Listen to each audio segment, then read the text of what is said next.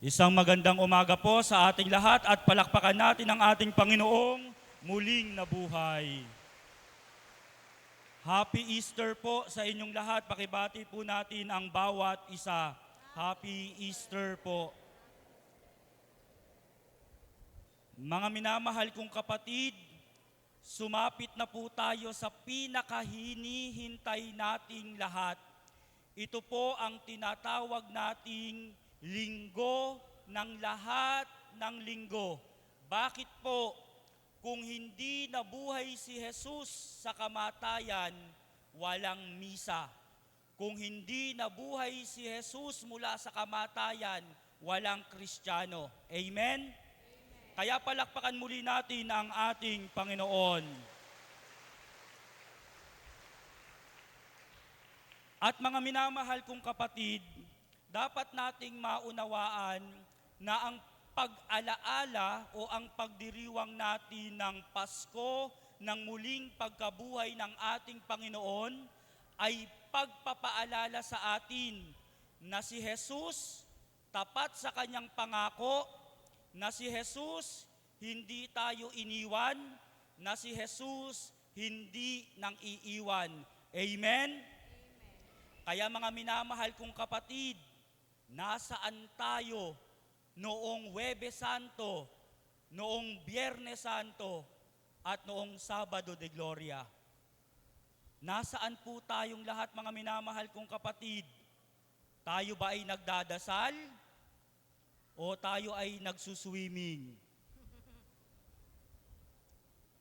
Mga minamahal kong kapatid, tatandaan po natin, si Jesus ipinako sa krus dahil sa pagmamahal sa bawat isa sa atin. Amen? At muling nabuhay si Jesus dahil saan? Dahil sa pagmamahal sa atin. Amen?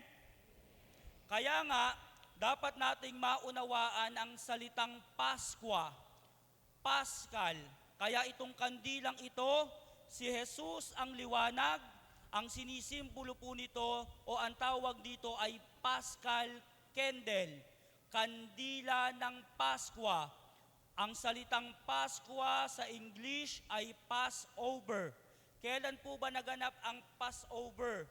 Noong niligtas ni Yahweh ang mga Israelita sa pamamagitan ni Moises nung hinati niya ang dagat mula sa pagkaalipin sa Ehipsyo patungo sa lupang pangako.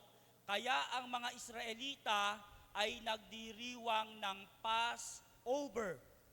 Para sa ating mga Kristiyano, mula sa dilim o kamatayan ng kasalanang ating minana, patungo sa buhay na walang hanggan. Si Jesus, noong siya'y namatay sa krus, hinango tayo sa kamatayan ng kasalanan, tinawid tayo sa kadiliman, at noong siya'y nabuhay na magmuli, nagkaroon ng buhay na walang hanggan. Amen? At ano po ang tinuturo sa atin ito, mga minamahal kong kapatid? Sa pamamagitan ng sakramento ng binyag, tayo ay nilinis sa kasalanang orihinal. Kaya mamaya, magre-renew tayo ng baptismal promises. Kaya sasagot tayo ng malakas.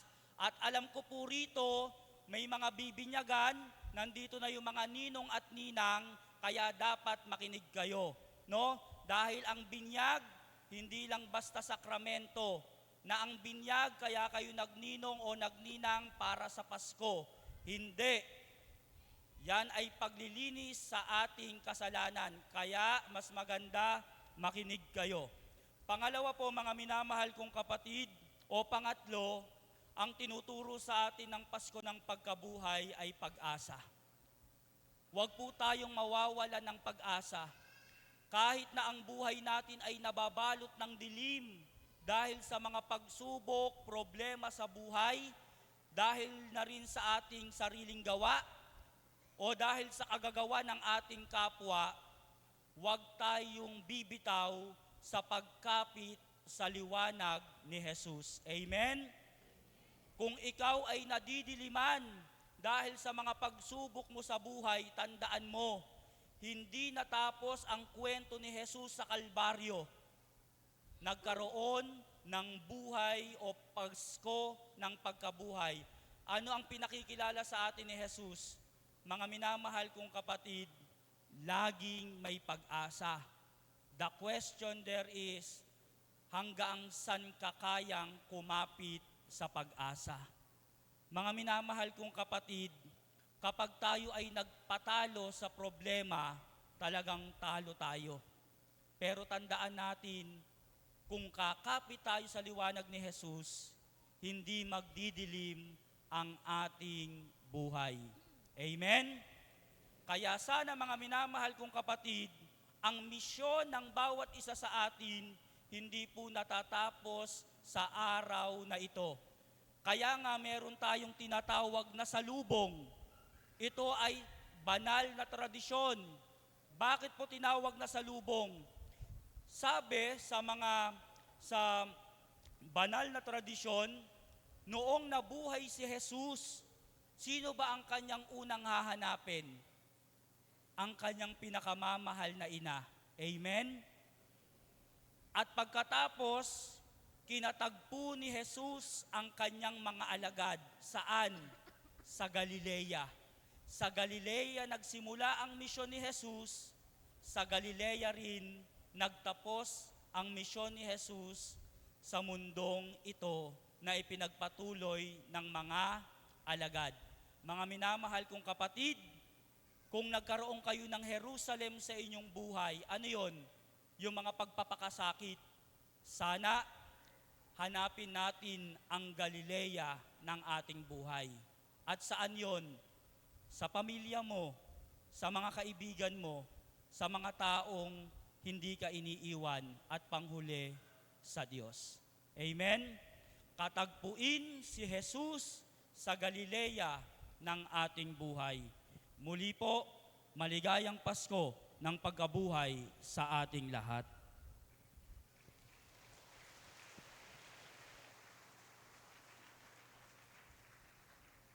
Magsitayo ang lahat.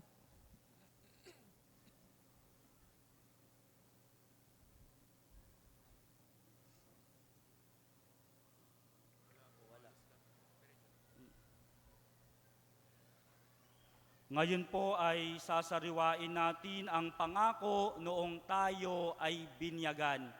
Muli kong iniimbitahan yung mga magnininong at magnininang na makinig para sa sakramento rin ng binyag mamaya. Mga kapatid, sa misteryo ng Pasko ng pagkamatay at pagkabuhay ni Kristo, tayo'y nalibing kasama niya noong tayo'y binyagan, upang kasama rin niya tayo'y makabangon at makapagbagong buhay. Naganap na natin ang 40 araw na paghahanda, kaya't sariwain natin ngayon ang ating pangako sa pagbibinyag. Talikdan natin ang kasamaan at kasalanan. Harapin natin ang matapat na paglilingkod sa Diyos bilang mga maaasahang kaanib ng Kanyang banal sa simbahang Katolika. Kung kayo'y makapangangakong tatalikod sa lahat ng hadlang sa katuparan ng panukala ng Diyos upang kayo'y makapamuhay bilang matapat at maaasahang kaanib ng Kanyang angkan, pakisagot ninyo itong 3 katanungan. Mga minamahal kong kapatid, kayo ay aking tatanungin. Kapag sumagot kayo, ibig sabihin, nangangako kayo sa Diyos at sa bayan. Mga minamahal kong kapatid, huwag nating lolokohin ang Diyos. Amen? Amen. Kapag nangako, gawin. Amen? Amen. Be committed. Huwag kang mangloloko. Amen? Tatanungin ko na po kayo. Sasagot po tayo. Ang ating pong itutugon, opo, itinatakwil namin. Pakiulit po. Opo, itinatakwil namin. Si Satanas ba ay itinatakwil ninyo Opo, itinatakwil namin. para kayo'y huwag mapailalim sa kasalanan, ang kaakit-akit na tukso ng kasamaan ay itinatakwil ba ninyo? Opo, itinatakwil namin. Ang mga gawain ni Satanas ay itinatakwil ba ninyo? Opo, itinatakwil namin. Si Satanas na pinanggagalingan ng kasalanan at pinuno ng kadiliman ay itinatakwil ba ninyo? Opo, itinatakwil namin. Ang mga pang-aakit ni Satanas upang sumuway ang tao sa Diyos ay itinatakwil ba ninyo? Opo, itinatakwil namin. Ngayon na may ating harapin ang ating pananampalataya. Kung kayo'y makapangangakong magsisikap mabuhay bilang mga ikinararangal na anak ng Diyos Ama, kung tutularan ninyo siya sa kanyang kabutihan, pagmamahal sa lahat, at pagmamalasakit para sa pangkalahatang kapakanan, pakisagot po ninyo ang katanungang ito.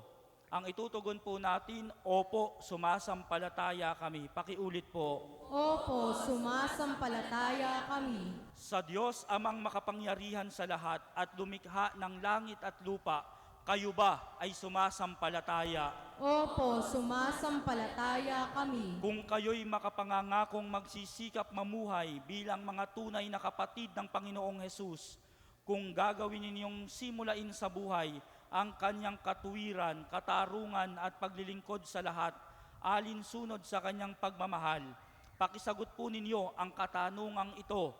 Sa iisang anak ng Diyos ang ating Panginoong Hesukristo na ipinanganak ni Santa Mariang Birhen, ipinako sa krus, namatay inilibing, muling nabuhay at naluklok sa kanan ng Ama, kayo ba ay sumasampalataya?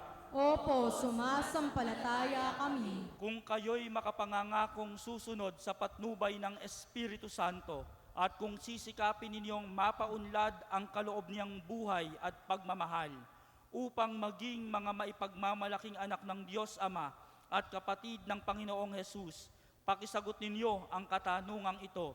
Sa Espiritu Santo, sa banal na simbahang Katolika, sa kasamahan ng mga banal, sa kapatawaran ng mga kasalanan, sa muling pagkabuhay ng mga namatay, at sa buhay na walang hanggan, kayo ba ay sumasampalataya? Opo, sumasampalataya kami. Bunga ng pagmamahal ng Diyos na makapangyarihang Ama ng ating Panginoong Hesukristo, tayo ay pinatawad sa ating kasalanan noong tayo'y muling isilang sa tubig at Espiritu Santo. Tulungan nawa niya tayong mamalaging tapat sa ating Panginoong Hesukristo ngayon at magpa sa walang hanggan. Amen. Kapag po tayo ay nawisikan ng banal na tubig, tayo po